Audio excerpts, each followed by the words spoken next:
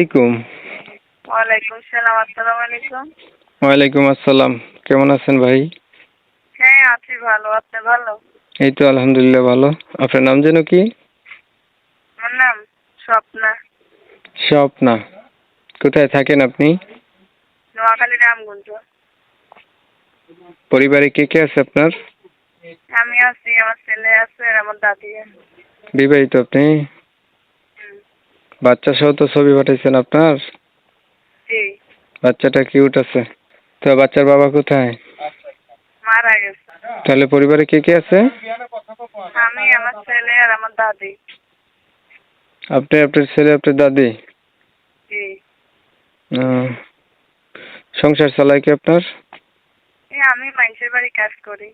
আপনার বয়স কত বর্তমানে? আমার বয়স 19। হুম।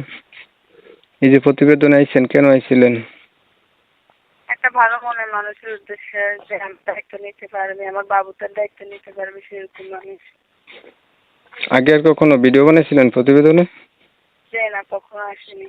আপনি তো বিবাহিত না, আপনার কাছে বেশিরভাগ আপনার যেমন স্বামী মারা গেছে আপনার কাছে কল দেবে যে তাদের হয়তো বউ মারা গেছে অথবা বয়স বেশি, ঠিক আছে? এমন মানুষগুলাই ফোন দেবে। সেই ক্ষেত্রে কিছু বলার আছে আপনার? যে না, কোনো সমস্যা নেই।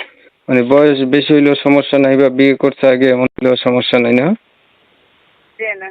কোন নম্বরে কথা বলবো? আমি যেটা কথা বলতেছি এটাই? হ্যাঁ, এটাই। নাম যেন কি বলছিলেন?